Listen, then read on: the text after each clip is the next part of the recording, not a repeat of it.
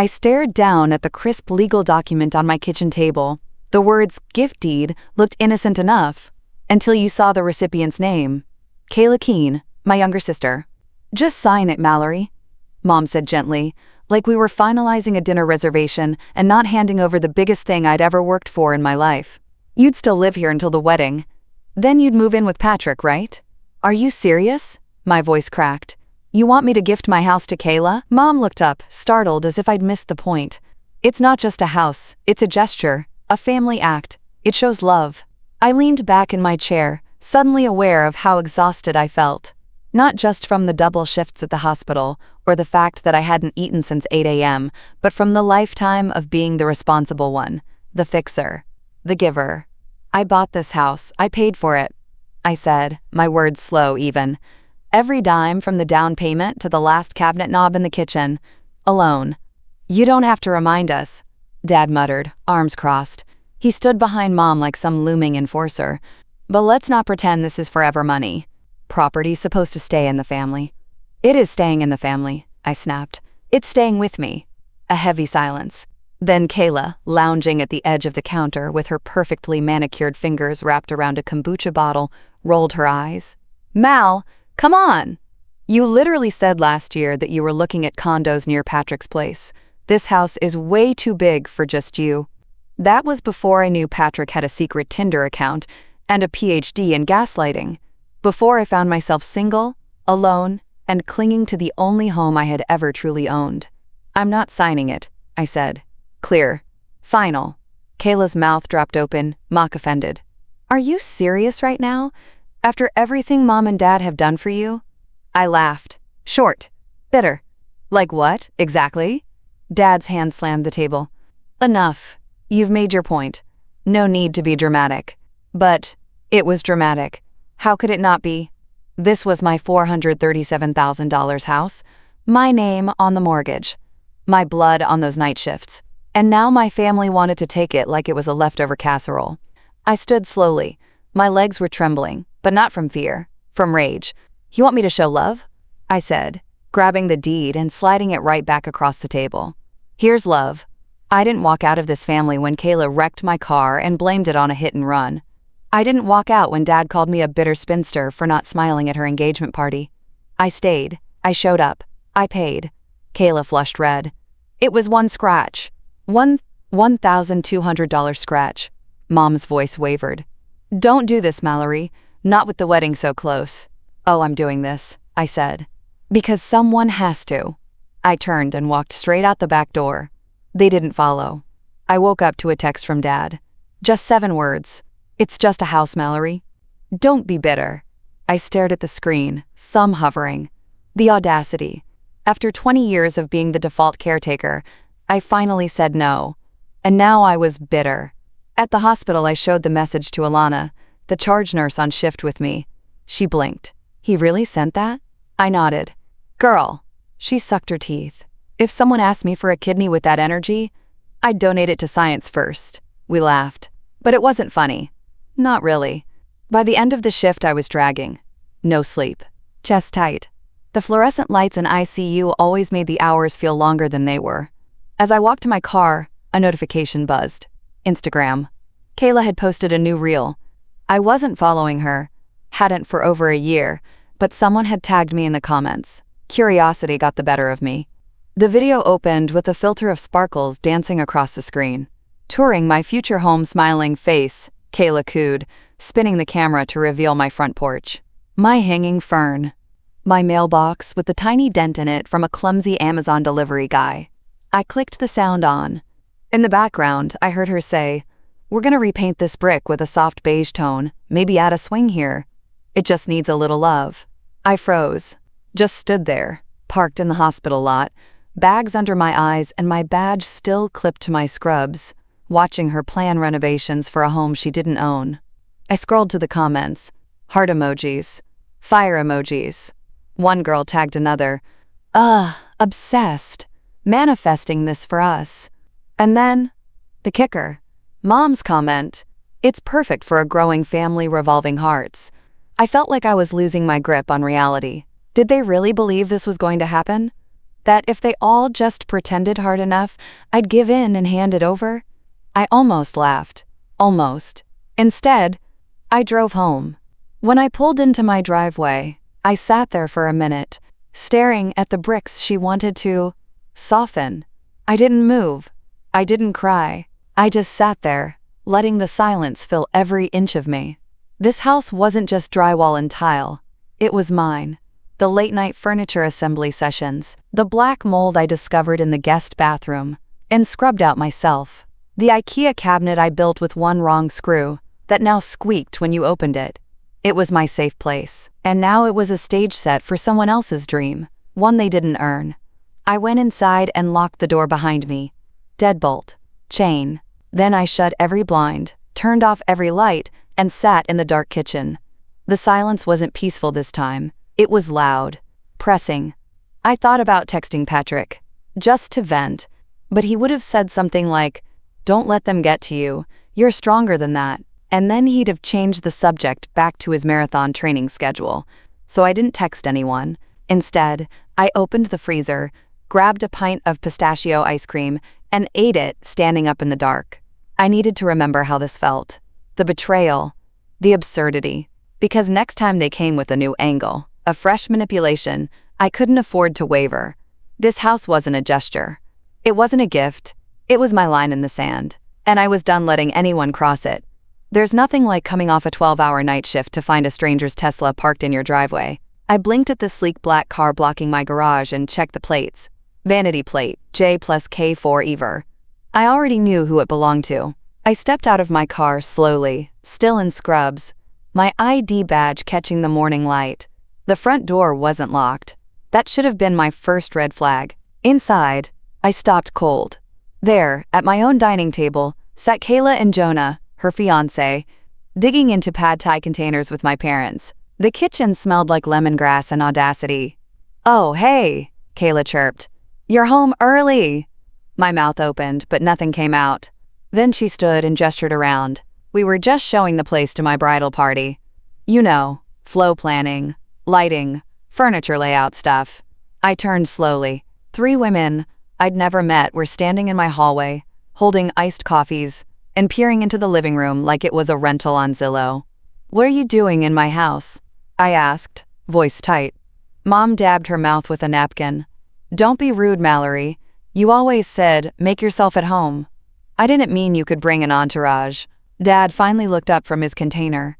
"It's just one afternoon. We didn't think you'd mind." "You didn't ask," I shot back. Jonah cleared his throat and stood. "Sorry. I thought you knew." "Oh, I know plenty now." I grabbed my keys and turned to leave before I said something I couldn't take back. But as I passed the laundry room, I noticed something strange. The back door was open. Only a crack. But the doorknob was different. My stomach dropped. I checked the lock. The keyhole wasn't mine. The entire knob had been replaced. I spun back to the dining room. "Who changed my lock?" Everyone froze. Dad finally stood. "I had a locksmith rekey it last week. Your mom said the old one stuck sometimes." "That's because I haven't had it replaced yet." My voice rose. "Because I live here?" He waved a dismissive hand. "Relax. We paid for it. You'll get used to the new one." I could feel my pulse in my neck. "You had no right," Mom chimed in, calm as if we were arguing over a Netflix password. "We didn't want you to feel left out, sweetie. This way, Kayla can stop by and start settling in." The words knocked the wind out of me. I walked straight to the kitchen, opened the junk drawer, and grabbed the receipt that had been stuffed beside some takeout menus. Locksmith Express. Service call, $650. Paid by card. My card. I didn't say a word, just picked up the paper and held it in the air like evidence in a courtroom. "Are you kidding me?" I said, voice trembling. "You used my card to change my lock so my sister could move in before I even agreed to give her the house?" Kayla raised her hands like I was overreacting. "Whoa, chill. It's not that deep." Jonah's face was pale. "I didn't know she didn't tell you." Mom stood. "Mallory, don't do this. You're making it weird." No one moved. No one apologized. No one gave back the key. I didn't yell. I didn't scream. I just walked to the fridge, pulled out a bottle of seltzer, and cracked it open like I was the host of a party I didn't remember planning. "Get out," I said calmly. Kayla scoffed. Seriously? Now? Dad bristled. You don't talk to us like that.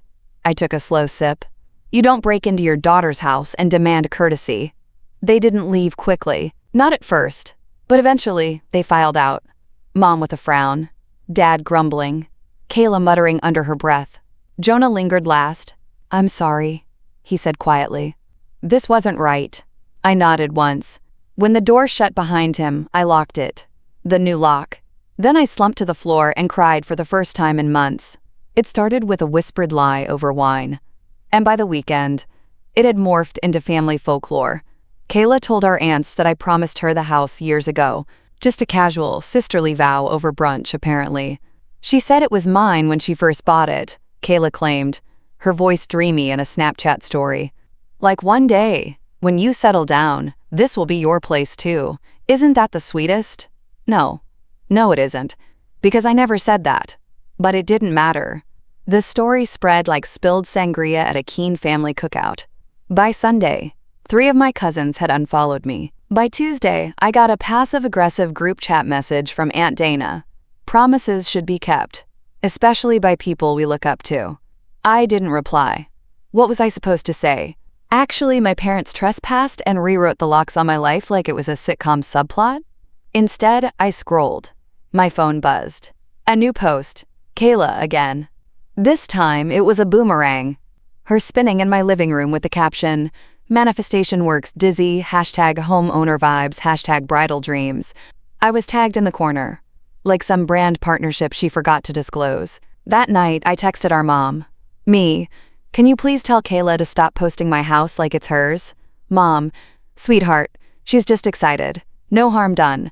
Me, it's misleading. People are starting to believe I gave it to her. Mom, well, didn't you kind of offer it that one time when she was between apartments?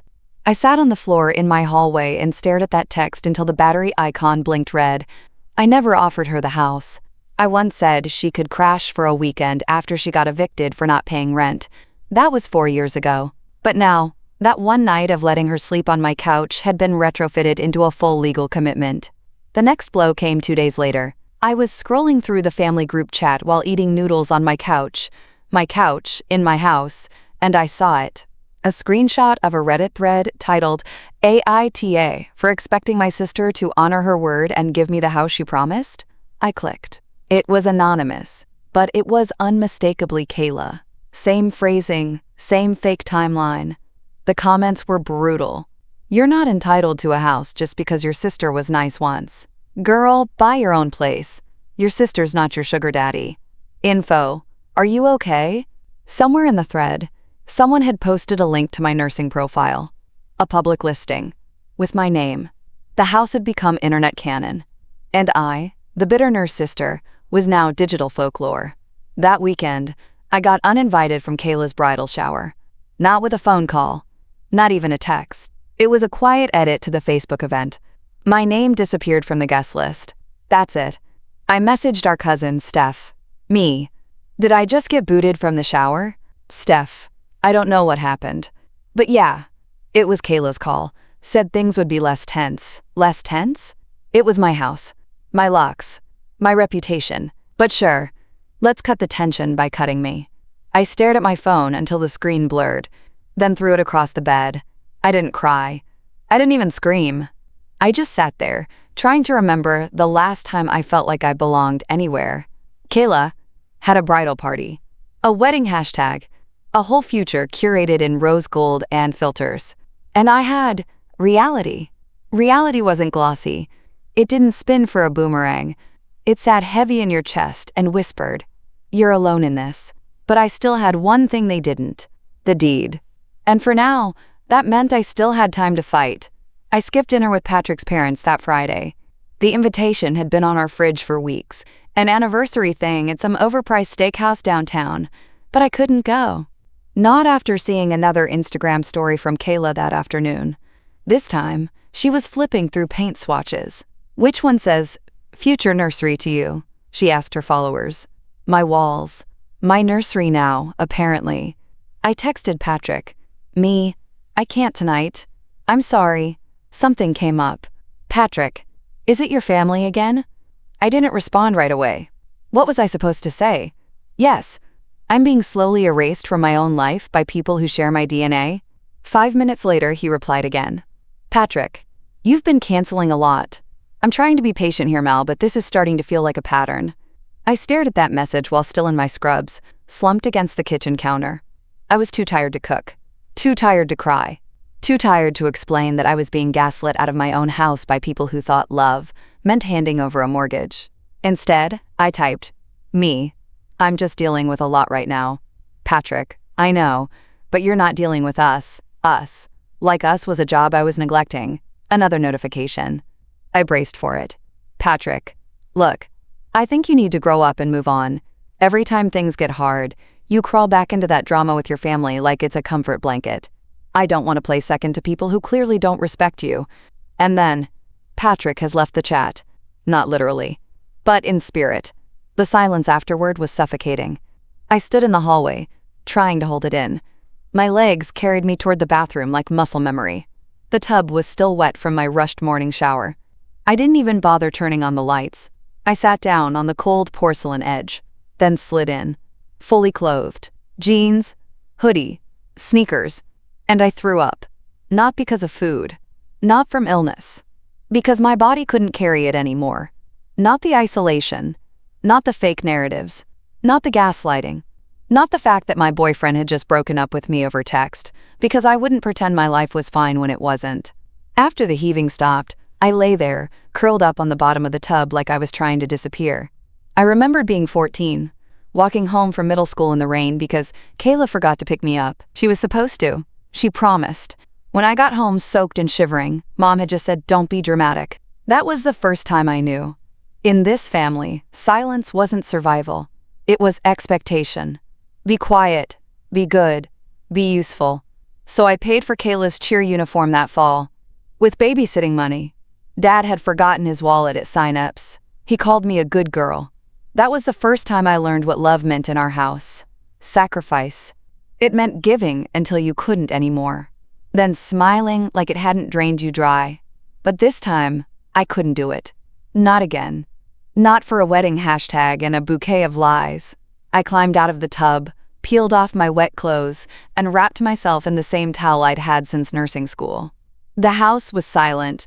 The only sound was the faint hum of the refrigerator, my refrigerator, in my kitchen, in my home. And for the first time in weeks, I whispered out loud, "It's mine." Not theirs, mine. I couldn't sleep that night, so I didn't try. Instead, I pulled out an old storage box from under my bed, one I hadn't touched in years. Inside were a few scattered receipts, a couple of graduation programs, and a plastic folder labeled 2009. I knew what was inside. The faded printout was still there. Carnes High School cheer booster registration, $140 for the uniform, $60 for shoes, paid in cash. The signature on the bottom? Mine. I was 14, freshman year. I'd been saving babysitting money for months to buy a secondhand bike. But Kayla had forgotten her check for cheer registration, again. And Dad had forgotten his wallet, again. So I stepped up, again. After I paid, he patted my head like I was a Labrador. "Good girl," he said. "You're such a helper." That was the night I learned how love worked in our house. You gave, you bent, you bled. And if you were lucky, they said thank you, though they usually didn't. I stared at that paper for a long time, the numbers blurry through my exhaustion. All those little sacrifices, they were training. Rehearsals for a life I didn't consent to. The house, the silence, the fake smiles. I wasn't just losing things. I was being erased. And it wasn't going to stop until I made it stop. I grabbed my laptop and opened the county property site. Entered my address. Deed, still in my name. Title, clean. I exhaled. Then, slowly, I clicked through to a locksmith directory and scheduled a full hardware swap. This time, with cameras. Not just for security, but for proof. I wasn't going to argue anymore. I wasn't going to beg them to see me. I was going to record everything. The next morning, I left early for the hardware store. New locks, doorbell cam, a no trespassing sign. The works. When I got home, I installed everything myself. Fingers raw, jaw clenched, Fury on loop in my bloodstream. Screw by screw, I sealed the house shut like a vault. No more ghost tours. No more open-door policies. No more staged walkthroughs for Kayla's social media. Then I sat on the porch, cracked open a LaCroix, and texted Jonah. Me. I need to ask you something. Do you know what Kayla's telling people about the house? I watched the screen. No response. A day passed. Then two. On the third day, a notification popped up on Facebook. Jonah Reed has left the group. Kayla and Jonah's wedding countdown ring party popper. No message. No explanation. Just silence. But that silence was louder than any answer I could have asked for. Something was wrong. Or maybe, just maybe, something was finally right. Because Jonah Reed wasn't just Kayla's fiancé. He was my last possible witness. And he had just walked away from the fantasy they built. I didn't know what it meant yet. But I knew it was coming. The storm. The snap. The moment someone else besides me said, "This is not okay." And that was all I needed to stay sharp. Because I was done being the good girl. I was done being the helper. And I was definitely done letting them write my name off a deed I fought to sign. The new deadbolt clicked like punctuation. Final. Deliberate. It was Saturday morning, a week before the wedding. And I just reinstalled the boundary they thought I wouldn't dare build. I watched the doorbell camera feed like it was cable news. First, Kayla came by, tugged the doorknob, called me twice, then left after pouting for a good 10 minutes on the porch. The footage caught it all. Her little stomps, her eye rolls, the dramatic sigh before she kicked over one of my basil pots. That alone was going to cost her. But I was holding my fire. Not yet. Because Jonah still hadn't replied. Not to my text. Not to anyone's posts. Not even to Kayla's newest reel captioned, "1 week until I become Mrs. Reed ring. 2 hearts, #house goals." The photo? My front steps. Again. I didn't even flinch anymore. I just screenshotted it and saved it to my growing folder, entitlement evidence. By Tuesday, a whisper reached me from a mutual friend. Jonah had moved out of their shared apartment. Quietly. No drama. Just vanished. That same day, I got a call from the wedding planner. "Hi, Miss Keene. Just confirming vendor access times for Friday. You'll be home during setup, right?" I paused. "Oh, I think there's been a mistake," I said coolly. "The wedding isn't here." Silence. "Sorry. Aren't you the owner of 1642 Brentwood Lane?" "I am." "Then that's the listed address for Saturday's ceremony." I laughed once. Sharp. "That's cute. No one cleared that with me." "Oh." A beat. "Could I speak to Kayla?" "You're welcome to try. But this house isn't hers. And if anyone shows up on my property this weekend, I'll consider it trespassing." Click. 10 minutes later, Kayla called. Straight to voicemail. Then a text. "Are you seriously trying to sabotage my wedding? This is why no one likes you. You always ruin things." I didn't respond. Not yet. Instead, I waited. And on Wednesday night, 3 days before the wedding, I got a knock at my door. It wasn't Kayla. It was Jonah. He stood there, holding a small leather folder. His eyes looked different, tired, heavy. "Can I come in?" I opened the door without a word. He stepped into the foyer like someone entering sacred ground. His eyes flicked around, like he was seeing it for the first time. "This is your house?" he said quietly. I just nodded. He handed me the folder. Inside, a printout of a loan application. In my name, with my house as collateral. Forged signature. Wrong phone number. Fake email address. Filed 3 weeks ago. "What the hell is this?" I asked, heart hammering. Jonah rubbed his face. "She did it without me knowing. I only found out because her credit report got flagged. Some weird overlap." I confronted her. She said it was just a quote placeholder plan in case you didn't follow through. "She tried to mortgage my house?" He nodded, looking sick. "To cover the wedding cost. Her dress alone was 12 grand. I sat down hard on the arm of the couch. "She could go to jail for this." "I know. She forged my name." "I know. And you were still planning to marry her?" His jaw clenched. I was trying to believe she was just stressed, that she'd fix it. "And now?" His eyes met mine. Steady. "Now I know the only person in this family telling the truth is you." Silence. Heavy. Clear. Then I stood and walked to the hallway closet. Pulled out a box labeled, "Dad's Tools." Inside, that old metal cake stand from Mom's 50th birthday. "You're still going?" I asked. He shook his head. "Not anymore." "Good," I said, "because Saturday's going to be eventful." Saturday arrived, humid and sticky, the kind of Tennessee spring day where even the wind feels like breath on your neck. I didn't RSVP, didn't text a soul, but I showed up anyway. Hair pinned tight, navy wrap dress, no makeup but lipstick. And the cake stand? In my tote bag, under a sweater. The venue wasn't a chapel. It was our aunt's massive backyard, decked out in blush roses, floating candles, and a tent the size of a circus. Someone handed me a glass of champagne. I took it without a word. People stared.